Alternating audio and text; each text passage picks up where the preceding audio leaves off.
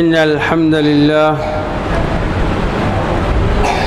الحمد لله نحمده ونستعينه ونستغفره ونعوذ بالله من شرور أنفسنا ومن سيئات أعمالنا من يهده الله فلا مضل له ومن يضلل فلا هادي له وأشهد أن لا إله إلا الله وحده لا شريك له وأشهد أن محمدًا عبده ورسوله يا أيها الذين آمنوا اتقوا الله حق تقاته ولا تموتن إلا وأنتم مسلمون يا أيها الناس اتقوا ربكم الذي خلقكم من نفس واحدة وخلق منها زوجها وبث منهما رجالا كثيرا ونساء واتقوا الله الذي تساءلون به والأرحام إن الله كان عليكم رقيبا يا أيها الذين آمنوا اتقوا الله وقولوا قولا سديدا يصلح لكم أعمالكم ويغفر لكم ذنوبكم ومن يطع الله ورسوله فقد فاز فوزا عظيما أما بعد فإن خير الحديث كتاب الله وخير الهدي هدي محمد صلى الله عليه وسلم وشر الأمور محدثاتها وكل محدثة بدعة وكل بدعة ضلالة وكل ضلالة في النار أما بعد فأعوذ بالله من الشيطان الرجيم بسم الله الرحمن الرحيم وما أرسلنا من قبلك من رسول إلا نوحي إليه أنه لا إله إلا أنا فاعبدون وقال سبحانه ولقد بعثنا في كل أمة رسولا أن اعبدوا الله واجتنبوا الطاغوت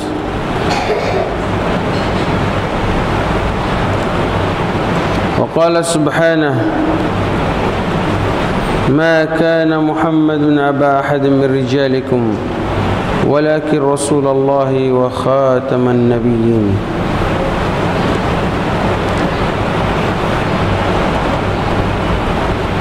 وقال النبي صلى الله عليه وسلم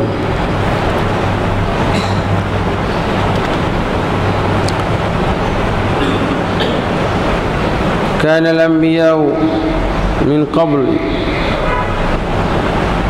يبعثون في أقوامهم وبعثت إلى الناس كافة وقال النبي صلى الله عليه وسلم والذي نفسي بيده لا يسمع بي أحد من هذه الأمة يهودي ولا نصراني ويموت ولم يؤمن بي إلا كان من أصحاب النار الحمد لله আমরা দাওয়াত তাবলীগের উপরে যে আলোচনা করছিলাম সেই দাওয়াতটা কিসের দিকে হতে হবে দাওয়া ইলাল্লাহ আল্লাহর দিকে দাওয়াত তথা ইসলামের দিকে দাওয়াত হতে হবে এই বিষয়ে আমরা আলোচনা করেছি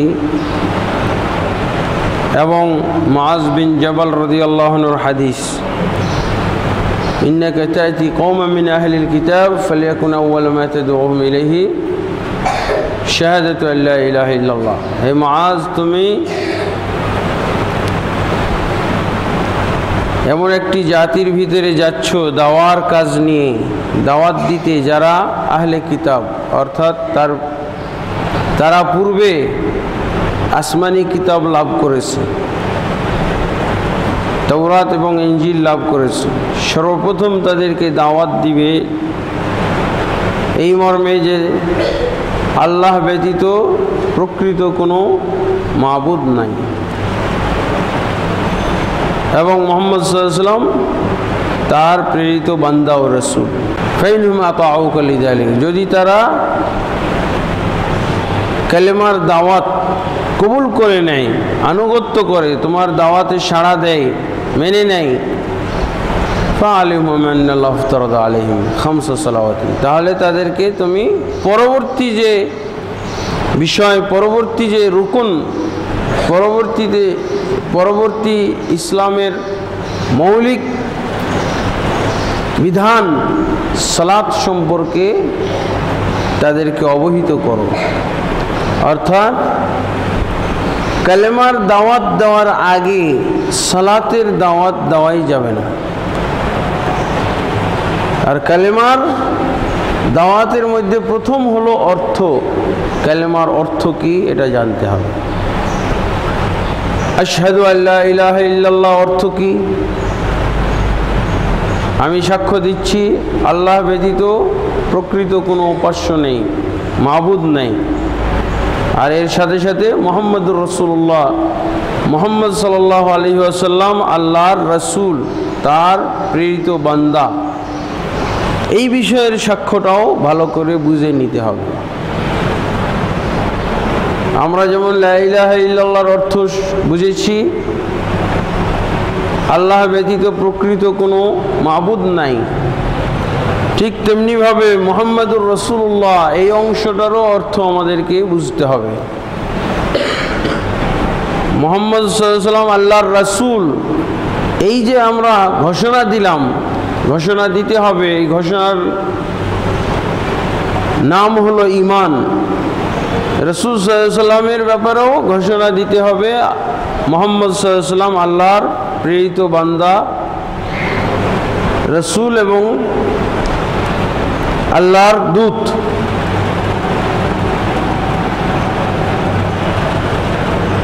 তারপরে এই ঘোষণাটাকে অন্তর দিয়ে বিশ্বাস করতে হবে। মুহাম্মদ সাল্লাল্লাহু আলাইহি ওয়াসাল্লাম আল্লাহর রাসূল, আল্লাহর বান্দা, এটা অন্তর দিয়ে স্বীকার করতে হবে, অন্তর দিয়ে বিশ্বাস করতে হবে, আর বাস্তবে আমল করতে হবে। ঈমানের এর আগে আমরা অনেক আলোচনা করেছি। আল্লাহ এবং আল্লাহর রাসূলের প্রতি ঈমান আনার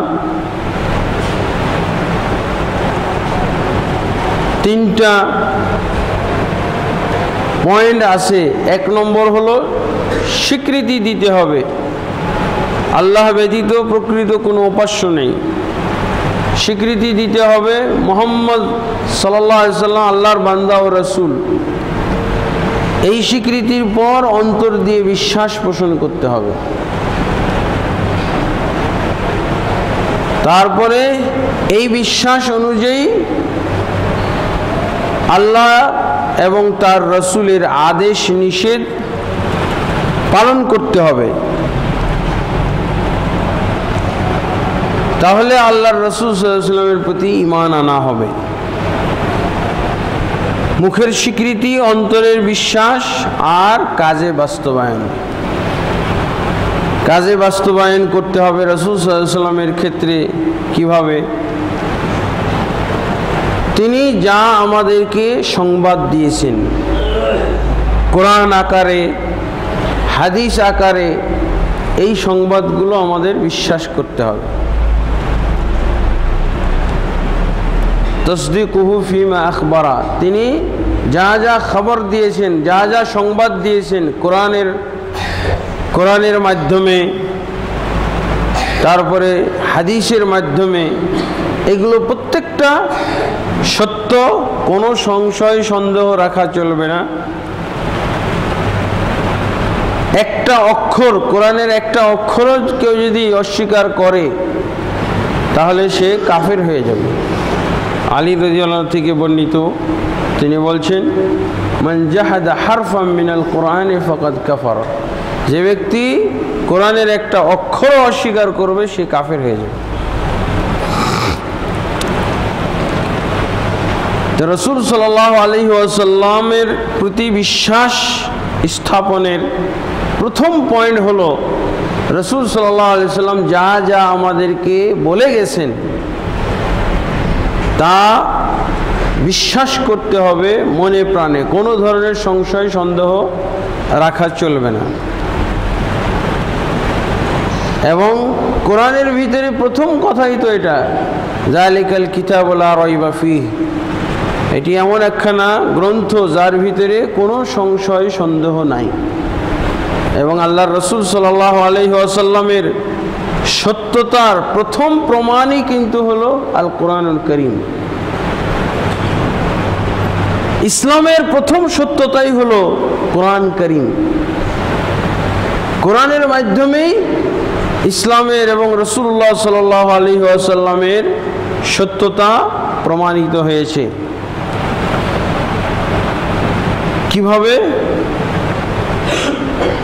কোরআনের ব্যাপারে চ্যালেঞ্জ করার মাধ্যমে।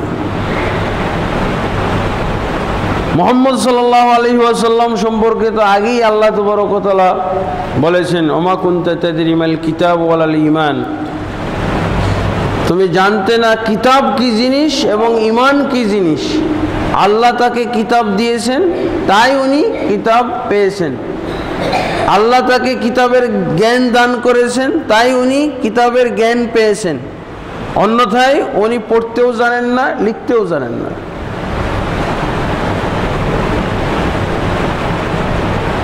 আল্লাহর রাসূল সাল্লাল্লাহু আলাইহি ওয়াসাল্লাম নিজে বলছেন, ইন্না উম্মাতুন উম্মিয়া লা নাকতুবু ওয়ালা নাকরাউ, আমরা নিরক্ষর জাতি, পড়তেও জানি না, লিখতেও জানি না। আল্লাহর রাসূল সাল্লাল্লাহু আলাইহি ওয়াসাল্লাম যেখানে পড়তেও জানেন না, লিখতেও জানেন না, তো উনি কীভাবে এই কোরআন লিখবেন? এই জন্য কোরআন হলো মুহাম্মদ সাল্লাল্লাহু আলাইহি ওয়াসাল্লাম এবং ইসলামের খাঁটি হওয়ার, সঠিক ধর্ম হওয়ার, সঠিক কিতাব, আল্লাহর পক্ষ থেকে এই কিতাব আসার প্রমাণ।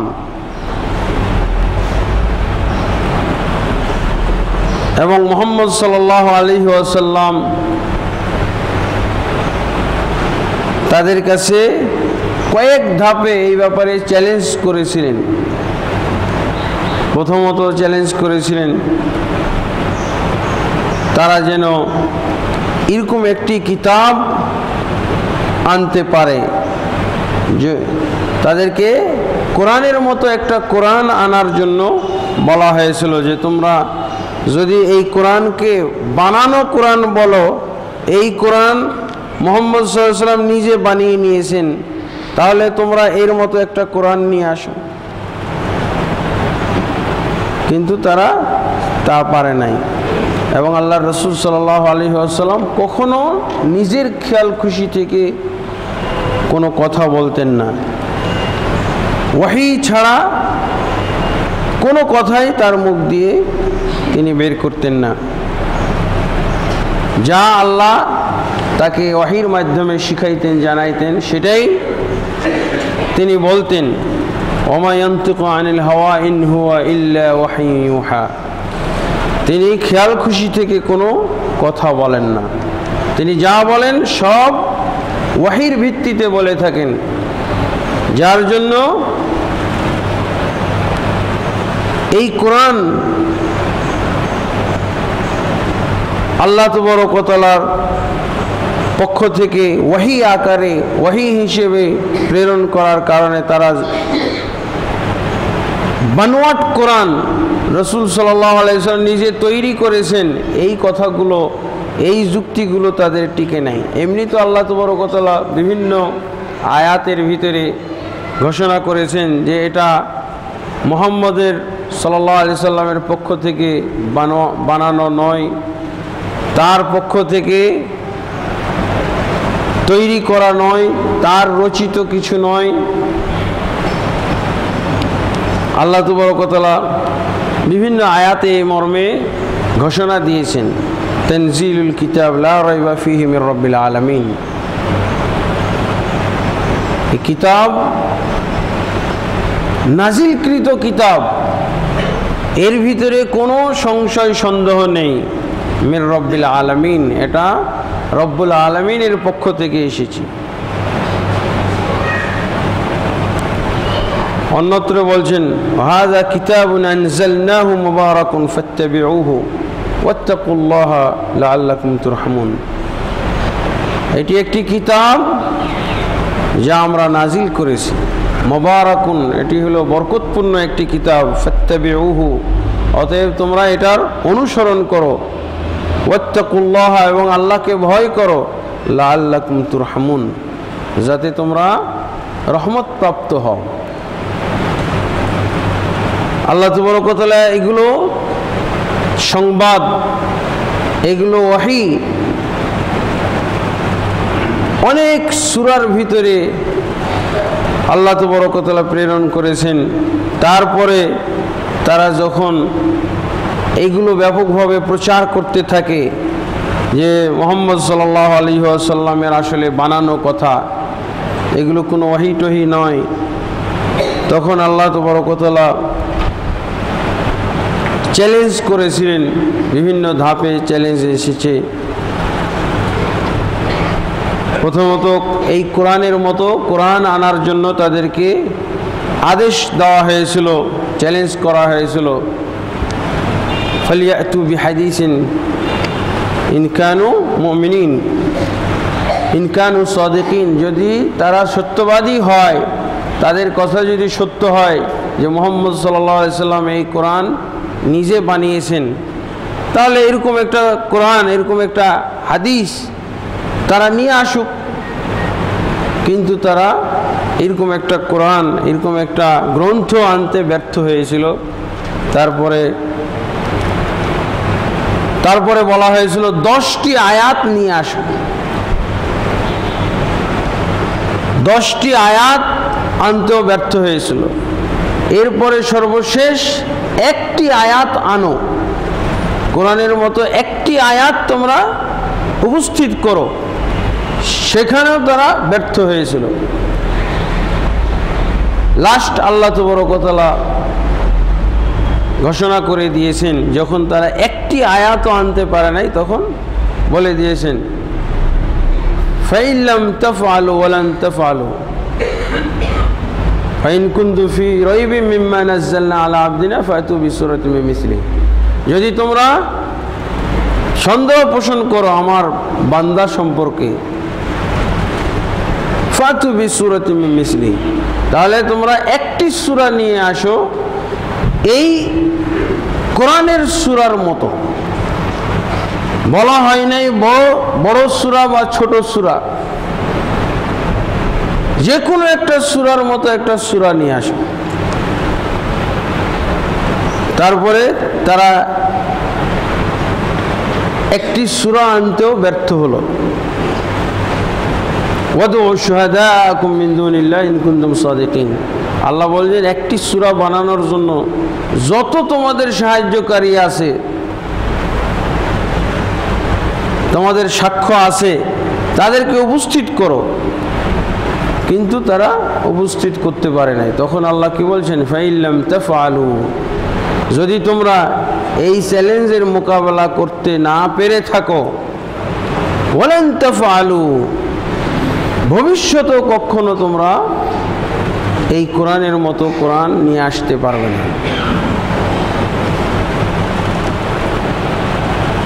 ফাত্তাকুন নার আল্লাতী ওয়াকুদুহা আন-নাস ওয়াল হিজারা, তারপর আল্লাহ বললেন অতএব তোমরা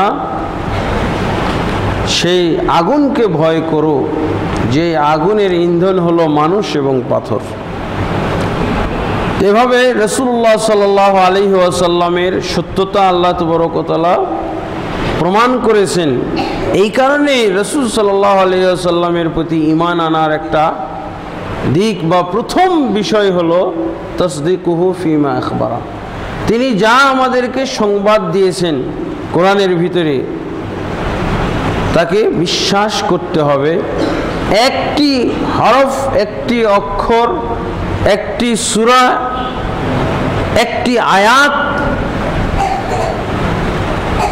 কোনো কিছু, এমনকি আয়াতের কোনো বিষয়বস্তু, কোরআনের কোনো বিষয়বস্তুর উপরে সংশয় সন্দেহ পোষণ করা যাবে না।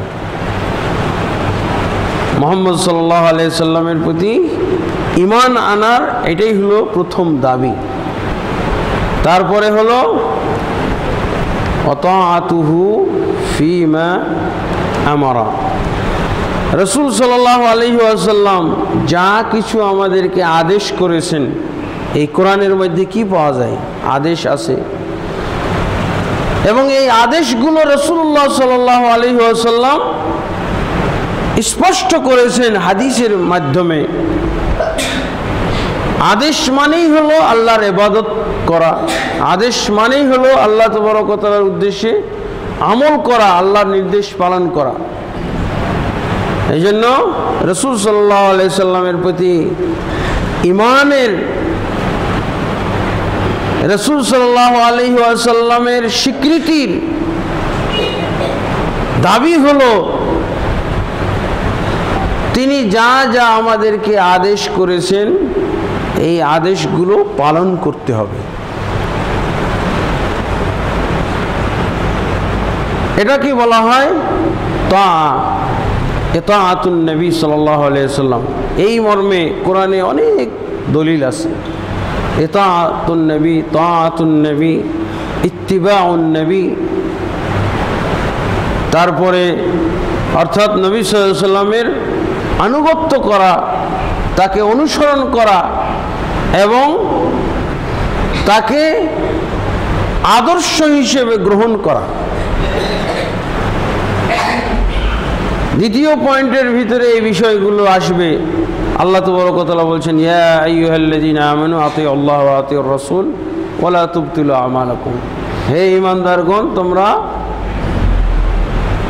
আল্লাহর আনুগত্য করো এবং রসুলের আনুগত্য করো, খবরদার তোমাদের আমলগুলো নষ্ট করে দিও না। রসুল সাল্লাল্লাহু আলাইহি ওয়াসাল্লামের যদি আনুগত্য না করা হয়, রসুল সাল্লাল্লাহু আলাইহি ওয়াসাল্লামকে যদি না মানা হয় এবং রসুল সাল্লাল্লাহু আলাইহি ওয়াসাল্লামকে মানার একমাত্র ব্যবস্থা হলো তিনি যা আদেশ করেছেন এই আদেশ পালন করা, তিনি যা নিষেধ করেছেন এই নিষেধাজ্ঞা থেকে বিরত থাকা, এই হলো রসুলকে মানা। আল্লাহ তাবারক ওয়া তাআলা বলছেন, মা আতাকুমুর রাসূলু ফাখুযুহু। রসুল তোমাদেরকে যা দেন তা তোমরা গ্রহণ করো। ওয়া মা নাহাকুম আনহু ফান্তাহু। রসুল সাল্লাল্লাহু আলাইহি ওয়াসাল্লাম তোমাদেরকে যা নিষেধ করেন সেটা থেকে বিরত থাকো। এবং আল্লাহর রসুল সাল্লাল্লাহু আলাইহি ওয়াসাল্লামের আদেশ নিষেধগুলো হলো সব কোরআনের ভিতরে। এই জন্য আল্লাহর রসুল সাল্লাল্লাহু আলাইহি ওয়াসাল্লামের আনুগত্য করতে হলে, তার আদেশ পালন করতে হলে এবং তার নিষেধাজ্ঞাগুলো জেনে বিরত থাকতে হলে অবশ্যই কোরআন পড়তে হবে, অবশ্যই রসুল সাল্লাল্লাহু আলাইহি ওয়াসাল্লামের হাদিস পড়তে হবে, তাছাড়া অন্য কোনো ব্যবস্থা নাই। আল্লাহর রসুল সাল্লাল্লাহু আলাইহি ওয়াসাল্লামের আনুগত্য, আল্লাহর রসুল সাল্লাল্লাহু আলাইহি ওয়াসাল্লামের অনুসরণ, এই মর্মে কোরআনে ভুরি ভুরি দলিল, হাদিসের ভিতরে ভুরি ভুরি দলিল পাওয়া যায়। এই দলিলের ভিত্তিতে রসুল সাল্লাল্লাহু আলাইহি ওয়াসাল্লামকে মানতে হবে। আল্লাহ রসুল সাল্লাল্লাহু আলাইহি ওয়াসাল্লাম তাকে মানার ফজিলত বর্ণনা করেছেন, আর এমনিভাবে তাকে অমান্য করার জন্য হুমকিও দিয়েছেন। আল্লাহ রসুল সাল্লাল্লাহু আলাইহি ওয়াসাল্লাম বলছেন, কুল্লু উম্মতি ইয়াদখুলুনাল জান্নাতা ইল্লা মান আবা। আমার উম্মতের প্রত্যেকেই জান্নাতে যাবে, ইল্লা মান আবা, যে অস্বীকার করবে জান্নাতে যেতে, সেই জান্নাতে যেতে পারবে না। কিলা ওয়ামান ইয়াবা ইয়া রাসূলুল্লাহ, হে আল্লাহর রাসূল, কে এমন হতভাগা আছে যে জান্নাতে যেতে অস্বীকার করবে?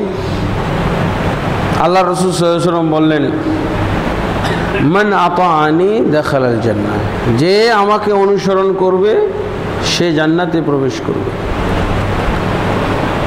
ওয়ামান আসানি, আর যে আমার অবাধ্যতা করবে, যে আমার অনুসরণ করবে না, যে আমার আনুগত্য করবে না, সেই জান্নাতে যেতে অস্বীকার করব। অর্থাৎ রাসূল সাল্লাল্লাহু আলাইহি ওয়াসাল্লামের অনুসরণ এবং আনুগত্য করলেই জান্নাত, আর রাসূল সাল্লাল্লাহু আলাইহি ওয়াসাল্লামের অনুসরণ এবং আনুগত্য না করলে জাহান্নাম। আর আনুগত্য করার একমাত্র ব্যবস্থা হলো তার আদেশগুলো। তার আদেশ পালন করা, এবং তিনি যা নিষেধ করেছেন এই নিষেধ থেকে বিরত থাকা।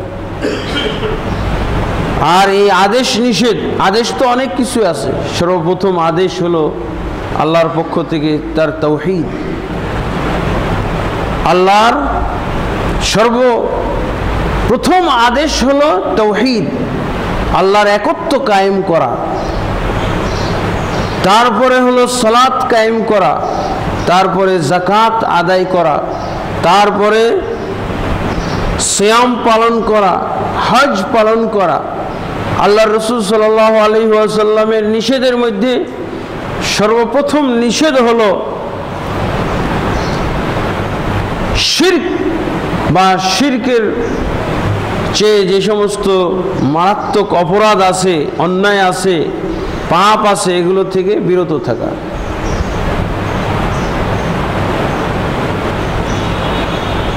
আদেশ এবং নিষেধ মানার মধ্য দিয়েই আল্লাহর রাসূল সাল্লাল্লাহু আলাইহি ওয়াসাল্লামকে মানা হবে, তার প্রতি ঈমান আনা হবে। যদি কোনো ব্যক্তি আল্লাহ এবং আল্লাহর রাসূলের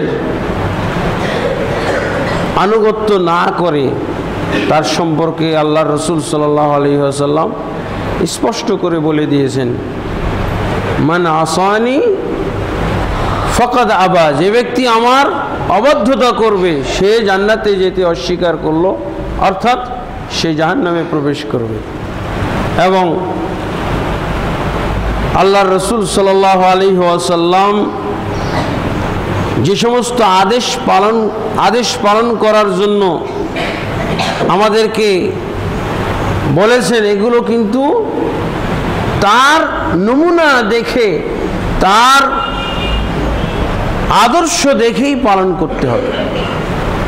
এটাও একটা রাসূল সাল্লাল্লাহু আলাইহি ওয়াসাল্লামের প্রতি ঈমান আনার পয়েন্ট। ওয়াল্লা ইউবাদা ইল্লা বিমা শারআ, আদেশ নিষেধ পালনের মাধ্যমে ইবাদত হয়। আল্লাহ তাবারক ওয়া তাআলার ইবাদত হলো আল্লাহ এবং তার রাসূলের আদেশ পালন এবং তাদের নিষেধাজ্ঞা থেকে বিরত থাকা। আর এটা থাকতে হবে কিভাবে? রাসূল সাল্লাল্লাহু আলাইহি ওয়াসাল্লামের আদর্শ অনুযায়ী তিনি যেভাবে ইবাদত করেছেন, যেভাবে ইবাদত করতে শিখিয়েছেন সেইভাবে।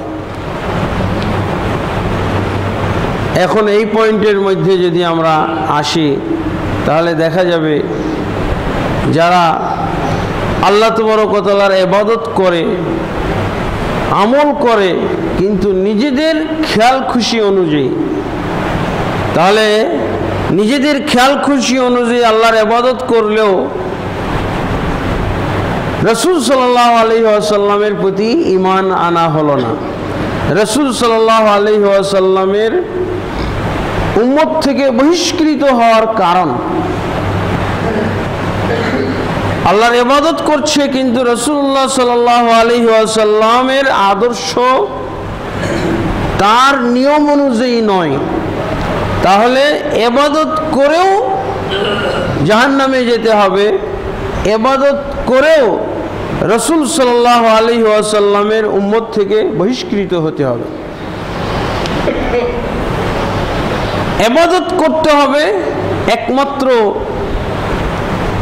কোরআন এবং সুন্নাহ যে নিয়ম বলা হয়েছে, রাসূলুল্লাহ সাল্লাল্লাহু আলাইহি ওয়াসাল্লাম বাস্তবে যেই নিয়ম শিখিয়ে গেছেন, যেই নিয়মে উনি ইবাদত এবং আমল করে গেছেন, এর বিপরীত হলে ইবাদত করেও জাহান্নামে যেতে হবে। এবং ইসলামকে খাঁটি করতে হলে, ইসলামকে নির্ভেজাল করতে হলে এই পয়েন্টগুলো আমাদের অবশ্যই প্রয়োজন। রাসূলুল্লাহ সাল্লাল্লাহু আলাইহি ওয়াসাল্লামকে মাপকাঠি হিসেবে ব্যবহার করা এবং কোরআন ও সুন্নাহকে মাপকাঠি হিসেবে ব্যবহার করা। আমরা যদি কোনো হুজুরের নিয়মে অথবা কোনো বিধর্মীদের নিয়মে আল্লাহ তাবারক ওয়া তাআলার ইবাদত করি, সেটাও কিন্তু গ্রহণযোগ্য হবে না, সেটাও কুফরির অন্তর্ভুক্ত হবে।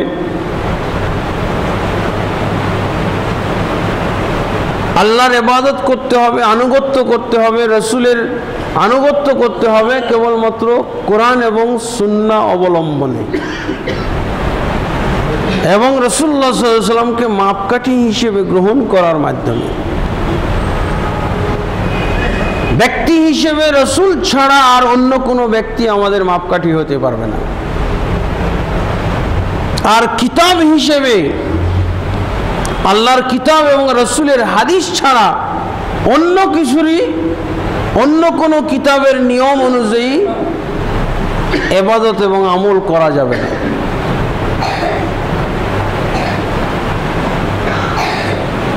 আল্লাহর রাসূল সাল্লাল্লাহু আলাইহি ওয়াসাল্লাম জীবিত আছেন। ওমর ইবনে খাত্তাব রাদিয়াল্লাহু আনহু আল্লাহর রাসূল সাল্লাল্লাহু আলাইহি ওয়াসাল্লামের কাছে তাওরাতের একটা অংশ, তাওরাত আল্লাহর নাজিলকৃত কিতাব, মুসা আলাইহিস সালাতু ওয়াস সালামের উপরে নাজিল হয়েছিল।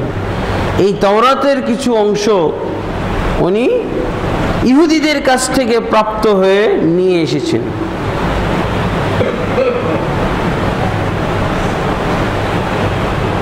তিনি বলছেন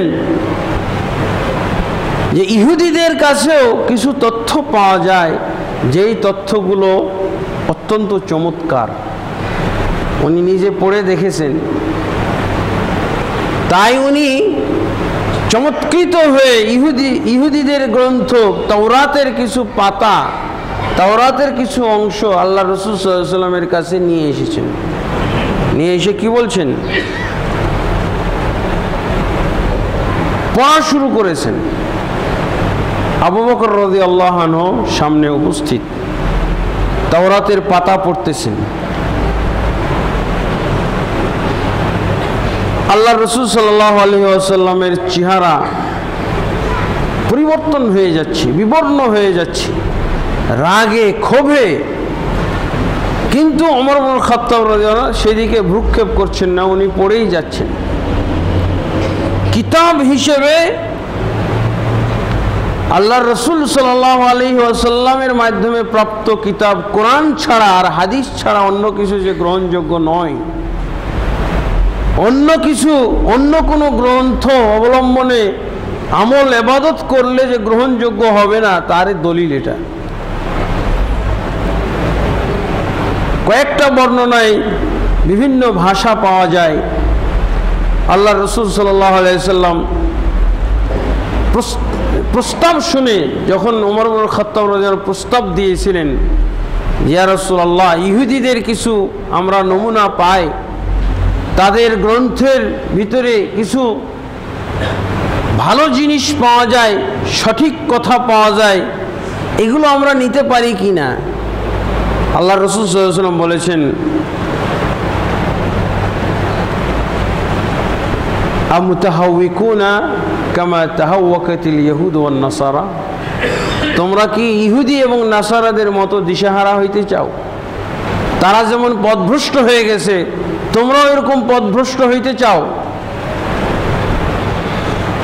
তাদের মাঝে তাওরাত এবং ইনজিল থাকা অবস্থায় তো তারা পথভ্রষ্ট হয়েছে। এই কিতাব আল্লাহ জানিয়ে দিয়েছেন যে এটা বিকৃত কিতাব, এরাই নিজেরা বিকৃত করেছে। বিকৃত কিতাবের অনুসারী হওয়ার কারণে তারাও বিকৃত পথভ্রষ্ট হয়ে গেছে। আমুতাহাউইকুনা কামা তাহাওয়াকাতিল ইয়াহুদ ওয়ান নাসারা, ইহুদি এবং খ্রিস্টানরা যেভাবে বিভ্রান্ত হয়েছে, পথভ্রষ্ট হয়ে গেছে, গুমরাহ হয়ে গেছে, তোমরাও কি তাদের পথ অবলম্বন করতে চাও, গুমরাহ হয়ে যেতে চাও? জিতুকুম বাইদা লাইলুহা কানাহারিহা, আমি তোমাদের কাছে যা নিয়ে এসেছি এটা অত্যন্ত স্বচ্ছ, পরিষ্কার, স্পষ্ট। লাইলুহা কানাহারিহা, এর রাত দিন উভয়ই সমান, এর ভিতরে কোনো অস্বচ্ছতা নাই, অস্পষ্টতা নাই, অবোধগম্য কিছু নাই, সম্পূর্ণ বোধগম্য জিনিস।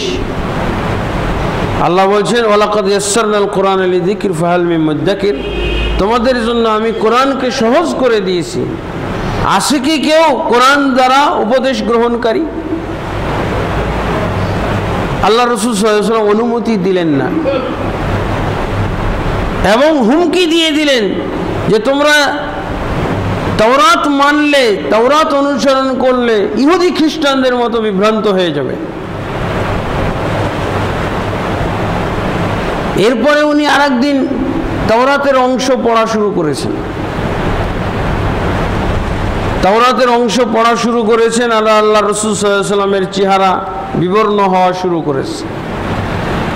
আবু বকর রাদিয়াল্লাহু বললেন, সাকালাতকা সাওয়াকিল ইয়া ইবনাল খাত্তাব, ওমর ইবনে খাত্তাব, তোমার জন্য ক্রন্দনকারীরা ক্রন্দন করুক, অর্থাৎ তুমি ধ্বংস হও, তোমার আত্মীয় স্বজন তোমার জন্য ক্রন্দন করুক, সেটাও ভালো তুমি যা করতে যাচ্ছ তার চেয়ে। সেটা কি? আমার তারা মা বিবজি রাসূলুল্লাহ সাল্লাল্লাহু আলাইহি ওয়াসাল্লাম, তুমি কি দেখছো না আল্লাহর রসুলের চেহারার কি অবস্থা, কি অবস্থা ফুটে উঠেছে। অর্থাৎ আল্লাহ রসুল সাল্লাল্লাহু আলাইহি ওয়াসাল্লাম অত্যন্ত ক্ষুব্ধ, অত্যন্ত রাগান্বিত হয়েছেন তার সামনে তাওরাতের অংশ পড়ার কারণে। রসুল সাল্লাল্লাহু আলাইহি ওয়াসাল্লামের প্রতি ঈমানের দাবি হলো রসুল যা দিয়ে গেছেন সেটার উপরে ক্ষান্ত থাকতে হবে, সীমাবদ্ধ থাকতে হবে। মা আতাকুম রাসূল ফাখুযুহু, রসুল তোমাদেরকে যা দেন, যা দিয়েছেন সেটা গ্রহণ করো। ওয়া মা নাহাকুম আনহু ফান্তাহু, এবং যা থেকে তিনি বিরত রেখেছেন তোমাদেরকে সেটা থেকে বিরত থাকো। আল্লাহ রসুল সাল্লাল্লাহু আলাইহি ওয়াসাল্লাম তো আমাদেরকে কোরআন দিয়েছেন, রসুল সাল্লাল্লাহু আলাইহি ওয়াসাল্লাম আমাদেরকে হাদিস দিয়েছেন, অতএব এখন তাওরাত ইনজিল চলবে না। এবং আল্লাহ রসুল সাল্লাল্লাহু আলাইহি ওয়াসাল্লাম আরও কি বললেন? ওমর ইবনে খাত্তাব রাদিয়াল্লাহু আনহু তাকিয়ে দেখছেন যে সত্যি আল্লাহ রসুল সাল্লাল্লাহু আলাইহি ওয়াসাল্লামের চেহারা বিবর্ণ হয়ে গেছে। তিনি বললেন, রাদিতু বিল্লাহি রাব্বান ওয়া বিল ইসলামি দীনান ওয়া বি মুহাম্মাদিন সাল্লাল্লাহু আলাইহি ওয়াসাল্লাম রাসূলান নবিয়ান। আল্লাহ রসুল সাল্লাল্লাহু আলাইহি ওয়াসাল্লামকে খুশি করার জন্য সে এই দোয়া পাঠ করল। ওমর ইবনে খাত্তাব, আমি রাজি হয়ে গেছি আল্লাহকে রব হিসেবে গ্রহণ করে এবং ইসলামকে দিন হিসেবে গ্রহণ করে, মুহাম্মদ সাল্লাল্লাহু আলাইহি ওয়াসাল্লামকে নবী এবং রসুল হিসেবে গ্রহণ করে আমি রাজি, আমি খুশি, এতে আমার কোনো আপত্তি নাই। তাওরাত যদিও আমি পড়া শুরু করেছি, তাওরাতের কিছু অংশ পড়ছি, এর অর্থ আল্লাহর প্রতি আমার কোনো সন্দেহ নেই, ইসলামের প্রতি কোনো সন্দেহ নেই, ইসলামের পরিপূর্ণতার ব্যাপারেও সন্দেহ নেই, মুহাম্মদ সাল্লাল্লাহু আলাইহি ওয়াসাল্লামের নবুয়তও সন্দেহ নাই। বাস আমার মন চেয়েছে পড়া শুরু করেছে, সেই তাওরাতের অংশ, তাওরাতের উপরে আমার ঈমান বিশ্বাস নেই। এরপর আল্লাহ রসুল সাল্লাল্লাহু আলাইহি ওয়াসাল্লামের চেহারা স্বাভাবিক হলো। আল্লাহ রসুল সাল্লাল্লাহু আলাইহি ওয়াসাল্লাম খুশি হলেন এবং বললেন, লাউ যাহারা ফীকুম মূসা মা ওয়াসিআহু ইল্লা ইত্তিবাই, যদি তোমাদের মাঝে স্বয়ং মূসা আলাইহিস সালাতু ওয়াস সালাম তিনি উপস্থিত হন, তারও কোনো উপায় নেই, উপায় থাকবে না আমার অনুসরণ করা ছাড়া। কিসের মূসার কিতাব? তাও বিকৃত কিতাব। মূসা স্বয়ং যদি জীবিত হয়ে আসেন, অন্য বর্ণনা আছে লাউ কানা মূসা হাইয়ান মা ওয়াসিআহু ইল্লা ইত্তিবাই, মূসা যদি জীবিত হইতেন তাহলে তার উপায় ছিল না আমার অনুসরণ করা ছাড়া। রাসূল সাল্লাল্লাহু আলাইহি ওয়াসাল্লামের অনুসরণ কত দামি জিনিস, কত গুরুত্বপূর্ণ জিনিস, এই জন্য এটা ঈমানের সাথে সম্পর্কযুক্ত। যে রাসূলের অনুসরণ করে না তার ঈমান নাই। রাসূল সাল্লাল্লাহু আলাইহি ওয়াসাল্লামের প্রতি ঈমান আছে দাবি করা সত্য হবে না, মিথ্যাবাদী।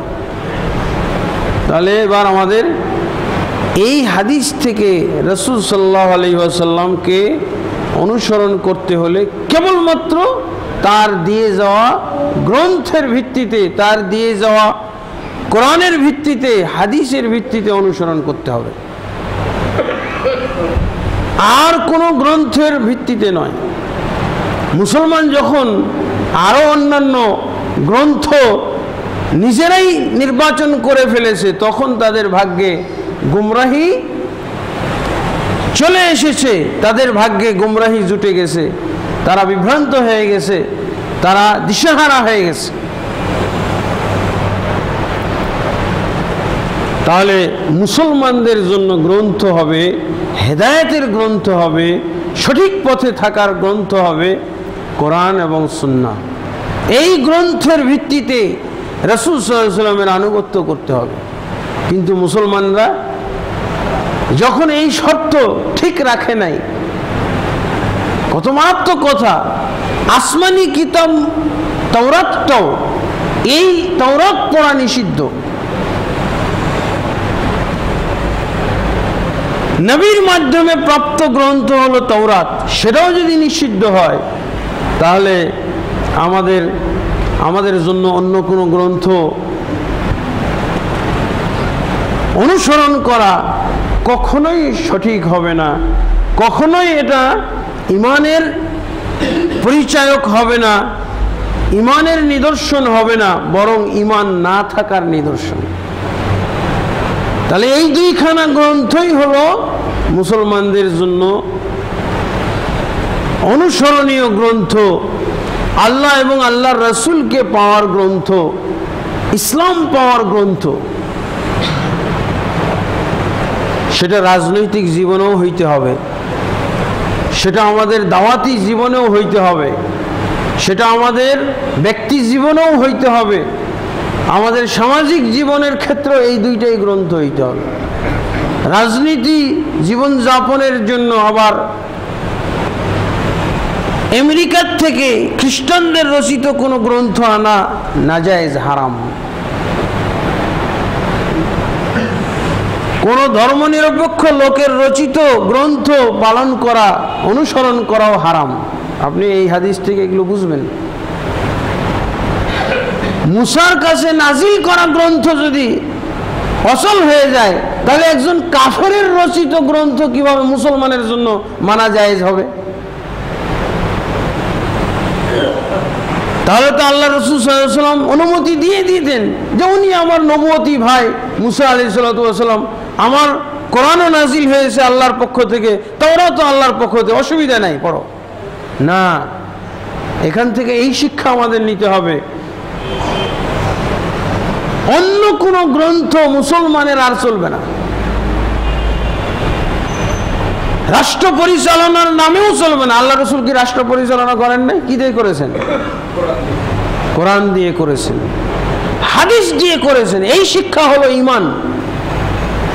আমি যদি এখন মনে করি যে না, রাষ্ট্র পরিচালনার জন্য কোরআন যথেষ্ট নয়, হাদিস যথেষ্ট নয়, তাহলে এরা হলো বেঈমান, এরা হলো কাফের মুশরিক।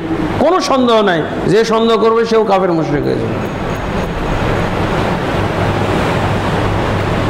ওমর ইবনে খাত্তাব বললেও চলবে না।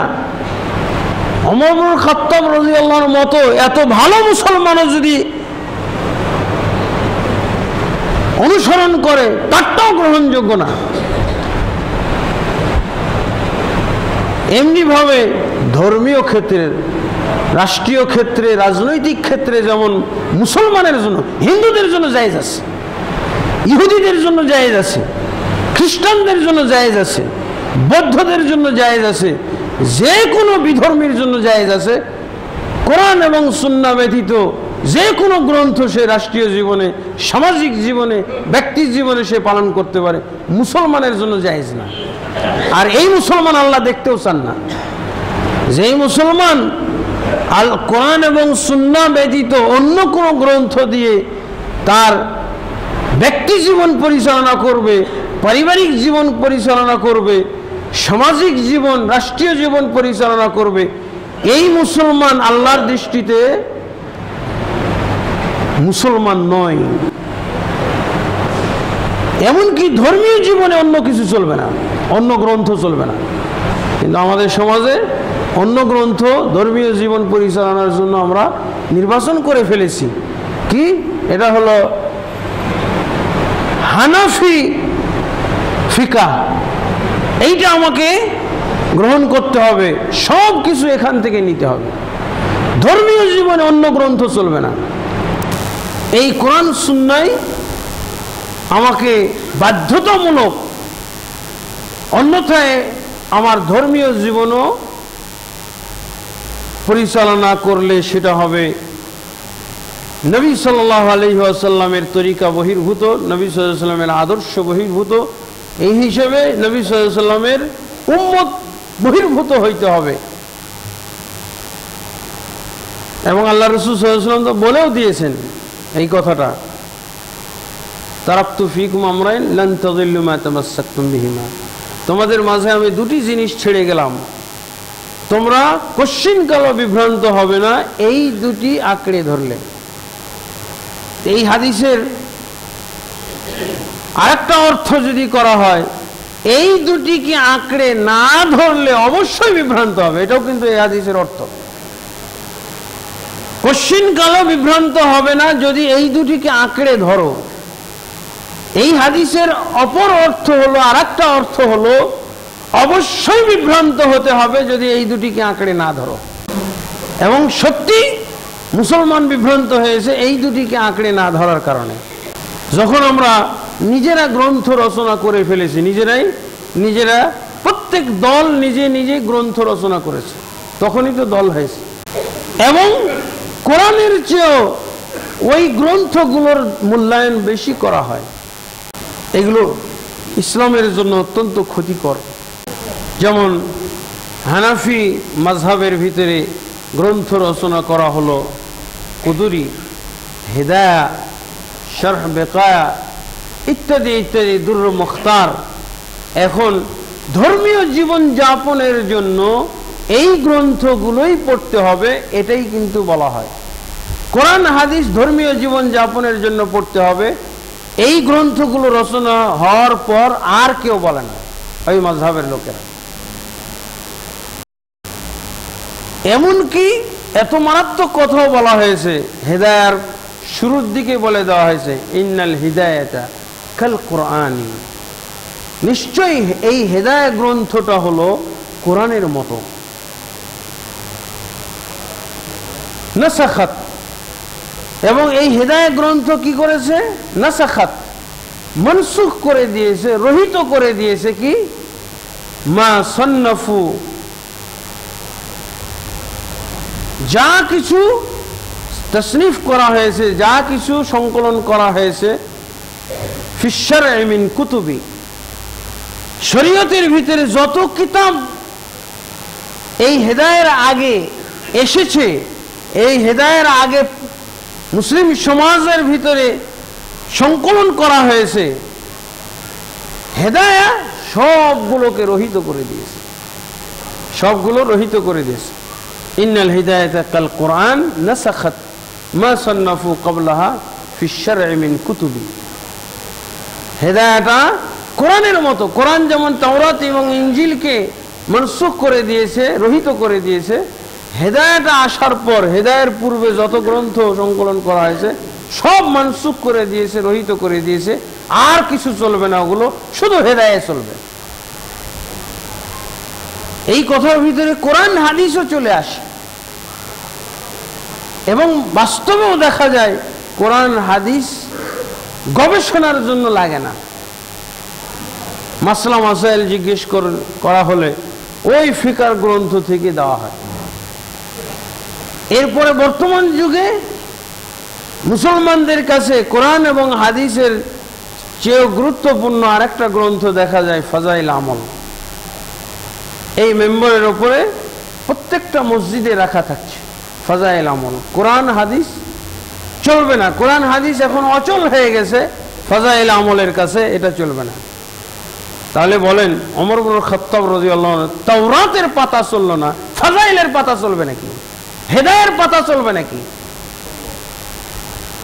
এই সমস্ত মুসলমানদের পরিচালনার জন্য যে মানব রচিত আইন বিধানের যে গ্রন্থগুলো আমদানি করা হয় বিভিন্ন বিশ্ববিদ্যালয় কলেজে এবং আইন বিভাগে পড়ানো হয়, এগুলো মুসলমান থাকা অবস্থায় পড়া জায়েজ আছে নাকি? ওমর ইবনুল খাত্তাব যদি তওবা করতে হয়, ওমর ইবনুল খাত্তাবের মতো লোককে যদি তওবা করতে হয়, তওবার ভাষা হলো কি, রাদিতু বিল্লাহি রাব্বান ওয়া বিল ইসলামিন দীনান নবী মুহাম্মদ সাল্লাল্লাহু আলাইহি ওয়াসাল্লাম নবিয়ান। তাদেরকেও এভাবে পড়া উচিত যারা এইসব গ্রন্থে বিশ্বাসী হয়েছে, যারা এগুলো মানা যায় বলে ফেলেছে, একবারও যদি জীবনে বলে ফেলে তারপরও তাকে তওবা করতে হবে, তারপরে সবসময় মানতে থাকবে, তো মুসলমান থাকার কোনো সম্ভাবনাই নাই। রাসূল সাল্লাল্লাহু আলাইহি ওয়াসাল্লামের প্রতি ঈমান, রাসূল সাল্লাল্লাহু আলাইহি ওয়াসাল্লামের প্রতি ঈমান, এটার কঠোর শর্ত আছে। উনি যেই কিতাব নিয়ে এসেন এই কিতাব ছাড়া অন্য কিতাব চলবে না। দেখেন মুসলমানের জীবনে বিভ্রান্তি নেমে এসেছে, তারা বিভক্ত হয়েছে কখন? যখন এই কোরআন সুন্নাহ বাদ দিয়ে বিভিন্ন ক্ষেত্রে বিভিন্ন ধরনের গ্রন্থ তারা মানা শুরু করেছে। রাজনৈতিক ক্ষেত্রে সেই কাফেরদের রচিত গ্রন্থ, ধর্মীয় ক্ষেত্রে বিভিন্ন ফিকহি গ্রন্থ, তারপরে ব্যক্তি হিসেবে রাসূলুল্লাহ সাল্লাল্লাহু আলাইহি ওয়াসাল্লামকে মানার চেয়ে, এটা তো হলো গ্রন্থ হিসেবে রাসূল সাল্লাল্লাহু আলাইহি ওয়াসাল্লামের গ্রন্থকে, রাসূল সাল্লাল্লাহু আলাইহি ওয়াসাল্লামের দিয়ে যাওয়া গ্রন্থকে কিভাবে উপেক্ষা করা হয়েছে, মুসলমান উপেক্ষা করে চলেছে। আর ব্যক্তি হিসেবে রাসূলুল্লাহ সাল্লাল্লাহু আলাইহি ওয়াসাল্লামকে কিভাবে তারা তাদের রাজনৈতিক জীবনে, তাদের সামাজিক জীবনে, ধর্মীয় জীবনে উপেক্ষা করেছে, তার নমুনা তো আমরা দেখছি। যেভাবে আমি আমার মাযহাবের ইমামকে সম্মান করে থাকি, রাসূলুল্লাহ সাল্লাল্লাহু আলাইহি ওয়াসাল্লামকে সেই মর্যাদা, সেই সম্মান দেই। রাসূলুল্লাহ সাল্লাল্লাহু আলাইহি ওয়াসাল্লামের হাদিস, রাসূল সাল্লাল্লাহু আলাইহি ওয়াসাল্লামকে অমান্য করা যাবে, কিন্তু মাযহাবের ইমামের কথাকে অমান্য করা যাবে না। এই আবিষ্কার হলো মুসলমানদের, বর্তমান যুগের মুসলমানদের আবিষ্কার হলো। আপনাকে কোরআন এবং সুন্নাহ আমল করার কারণে বিভ্রান্ত বলা হয়। আজকে মুসলমানদের ভিতরে যেই তরিকা তৈরি হয়েছে, তরিকা ছাড়া নাকি জান্নাতে যাওয়া যাবে না, সেই তরিকাগুলো যদি আপনি নাম জানেন, দেখা যাবে মুহাম্মদের তরিকা নাই, এর ভিতরে মুহাম্মদ সাল্লাল্লাহু আলাইহি ওয়াসাল্লামের কোনো তরিকাই নাই। কি তরিকা পাবেন আপনি?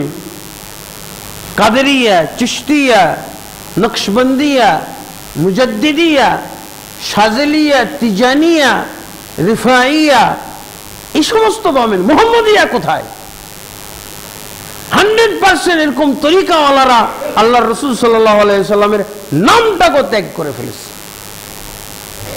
আদর্শ হিসেবে কেবলমাত্র রাসূল সাল্লাল্লাহু আলাইহি ওয়াসাল্লামের আদর্শ। এই তরিকাগুলো সব হলো অবৈধ, হারাম তরিকা। এই তরিকাগুলো সব মুহাম্মদ সাল্লাল্লাহু আলাইহি ওয়াসাল্লামের পথ থেকে বিচ্যুত, গুমরাহ করার তরিকা। দেখেন কত স্পষ্ট কথা বলছে, তরিকা চর্চা না করলে জান্নাতে যাওয়া যাবে না, কিন্তু মুহাম্মদী তরিকাটাই নাই, মুহাম্মদী তরিকাটাই শূন্য, নাই, এদের লিস্টের ভিতরে খুঁজে পাওয়া যাবে না। তাহলে মাযহাবী হিসেবে এখন বলা হচ্ছে, ইমাম আবু হানিফা রাহমাতুল্লাহ আলাইহি মাযহাবে কি বলছে? ইফতা বিকাউলিল ইমামি ওয়ালাউ লাম ইউলাম মিন আইনা আখাযাহু, ইউখাযু বিকাউলিল ইমামি ওয়া ইফতা বিহি ওয়ালাউ লাম ইউলাম মিন আইনা আখাযাহু।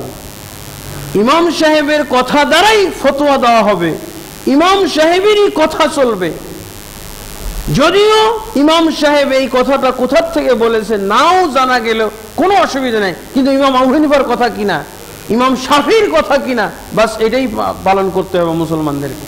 আর কোরআন হাদিস দেখার যুগ নাই, কোরআন হাদিস মানসুখ হয়ে গেছে। তারপরে কি বলছে? ফালানাতু রাব্বিনা আদাদা রামলিন আলা মান রাদ্দা কাওলা আবি হানিফা। যে ব্যক্তি ইমাম আবু হানিফা রাহমাতুল্লাহ আলাইহির একটি কথাকেও প্রত্যাখ্যান করবে, ওই ব্যক্তির উপরে বদদুয়া করেছে মাযহাবী লোকেরা, মাযহাবী আলেমরা বদদুয়া করেছে। যে ব্যক্তি ইমাম আবু হানিফা রাহমাতুল্লাহ আলাইহির একটি কথাও প্রত্যাখ্যান করবে, তার উপরে বদদুয়া করেছে কি ভাষায় শুনেন? ফালানাতু রাব্বিনা আদাদা রামলিন। তার উপরে বদদুয়া হলো আমাদের রবের পক্ষ থেকে তার উপরে যেন লানত পড়ে পৃথিবীর বালুকণা পরিমাণ। পৃথিবীতে কতগুলো বালু আছে, এই যে ভরাট হচ্ছে বিভিন্ন জলাশয়, কতগুলো বালু দিয়ে ভর্তি করছে, সমুদ্রে কত বালু, মাঠে ময়দানে কত বালু, খনন করলে কত বালু। বলছে বালু কোন পরিমাণ তার উপরে লানত হোক যে ব্যক্তি ইমাম আবু হানিফার একটা কথাকে প্রত্যাখ্যান করবে। মুসা আলাইহিস সালামের তাওরাত প্রত্যাখ্যান করতে আল্লাহ রাসূল সাল্লাল্লাহু আলাইহি ওয়াসাল্লাম কি আদেশ দিলেন? মুসা আলাইহিস সালামের তাওরাত মানা যাবে না। আর এরা কি এগুলো বানাইলো, এগুলোর মূল্য এত, ওর জন্য বদদুয়া রাখা হচ্ছে। পৃথিবীর বালু কোনা পরিমাণ ওই লোকের উপরে লানত বর্ষিত হোক যেই লোক ইমাম আবু হানিফা রাহমাতুল্লাহর একটা কথাও প্রত্যাখ্যান করবে। অথচ ইমাম আবু হানিফা রাহমাতুল্লাহ আলাইহি বলছেন সব কথা, আমার সব কথা প্রত্যাখ্যানযোগ্য যেগুলো কোরআন সুন্নাহর বিপরীত হয়ে যায়। এবং উনি বলেছেন আমার কথা গ্রহণ করা হালাল নয় ওই ব্যক্তির জন্য যে ব্যক্তি আমার কথার দলিল জানে না, ওই ব্যক্তির জন্য আমার কথা গ্রহণ করা হারাম যে ব্যক্তি আমার কথার দলিল জানে না। অথচ মাযহাব তৈরি এমনি কি হলো নাকি? এইসব কথা না হলে মাযহাব তৈরি হইতো না। যদি আমরা সবাই ইমামদের এই শিক্ষার মধ্যে থাকতাম, ইযা সাহাল হাদিস ফাহুয়া মাযহাবি, সহিহ হাদিস হলো আমাদের মাযহাব, তাহলে কিন্তু মাযহাবই তৈরি হইতো না। কারণ সহিহ হাদিস তো এক, সহিহ হাদিস তো ভিন্ন ধরনের নাই। জয়ীফ জাল হাদিস আপনি দেখবেন নানান ধরনের, নানান নমুনার, নানান আমলের, নানান আকীদা, নানান বিশ্বাসের। আমরা যে ইসলামের দিকে দাওয়াত দিব, সেই ইসলামের যে বাণী লা ইলাহা ইল্লাল্লাহ মুহাম্মাদুর রাসূলুল্লাহ, এই মুহাম্মাদুর রাসূলুল্লাহ সাল্লাল্লাহু আলাইহি সাল্লামের প্রতি ঈমান আনার এই সমস্ত দাবি রাসূল সাল্লাল্লাহু আলাইহি সাল্লাম গ্রন্থ হিসেবে আমাদেরকে যা দিয়ে গেছেন সেই গ্রন্থের উপরে সীমাবদ্ধ থাকতে হবে, সীমাবদ্ধ ক্ষান্ত থাকতে হবে। আর ব্যক্তি হিসেবে রাসূল ছাড়া আর অন্য কোনো ব্যক্তিকে এভাবে শিরোধার্যভাবে মানা যাবে না। একমাত্র রাসূলুল্লাহ সাল্লাল্লাহু আলাইহি সাল্লামের কথার সাথে যার কথা মিল পড়বে তাকেই মানা যাবে। এই শর্তে ইবলিসকেও মানা যাবে, কিন্তু 50 কোটি কি বলে মুরিদের পীরকেও মানা যাবে না। এই শর্তে একজন শিশুকেও মানা যাবে, কিন্তু একজন পীরকেও মানা যাবে না, তাকে প্রত্যাখ্যান করতে হবে। আল্লাহ আমাদেরকে বুঝদান করুক। আমরা রাসূল সাল্লাল্লাহু আলাইহি ওয়াসাল্লামের প্রতি ঈমান আনার যে দাবি করি, এই দাবি যেন আমরা সত্যে পরিণত করতে পারি। এই দাবি আমাদের ভেজাল যুক্ত হয়েছে, এটাকে নির্ভেজাল করতে পারি, খাঁটি করতে পারি। আল্লাহ আমাদেরকে সেই তৌফিক দান করুন। আল্লাহুম্মা আমিন। আস্তাগফিরুল্লাহ লি ওয়া লাকুম ওয়া লিসাইরিল মুসলিমিন ফাস্তাগফিরুহু ইন্নাহু হুয়াল গফুরুর রহিম। আলহামদুলিল্লাহি রাব্বিল আলামিন ওয়াসসালাতু ওয়াসসালামু আলা আশরাফিল আমবিয়া ওয়াল মুরসালিন নবিয়িনা মুহাম্মদ ওয়া আলা আলিহি ওয়া সাহবিহি আজমাইন। আম্মা বা'দ, فأعوذ بالله من الشيطان الرجيم. بسم الله الرحمن الرحيم. إن الله وملائكته يصلون على النبي يا أيها الذين آمنوا صلوا عليه وسلموا تسليما. اللهم صل على محمد وعلى آل محمد كما صليت على إبراهيم وعلى آل إبراهيم إنك حميد مجيد. اللهم بارك على محمد وعلى آل محمد كما باركت على إبراهيم وعلى آل إبراهيم إنك حميد مجيد. اللهم أصلح لنا ديننا الذي هو عصمة أمرنا، وأصلح لنا دنيانا التي فيها معاشنا، وأصلح لنا آخرتنا التي فيها معادنا، واجعل الحياة زيادة لنا في كل خير والموت راحة لنا من كل شر. اللهم أعز الإسلام والمسلمين وأذل الشرك والمشركين ودمر أعداءك أعداء الدين يا رب العالمين. اللهم أصلح ولاة علماء وعامة المسلمين وخذ بناصيتهم إلى صراطك المستقيم يا حي يا قيوم برحمتك نستغيث. عباد الله رحمكم الله، إن الله يأمر بالعدل والإحسان وإيتاء ذي القربى وينهى عن الفحشاء والمنكر والبغي يعظكم لعلكم تذكرون. ولذكر الله أكبر والله يعلم ما تصنعون.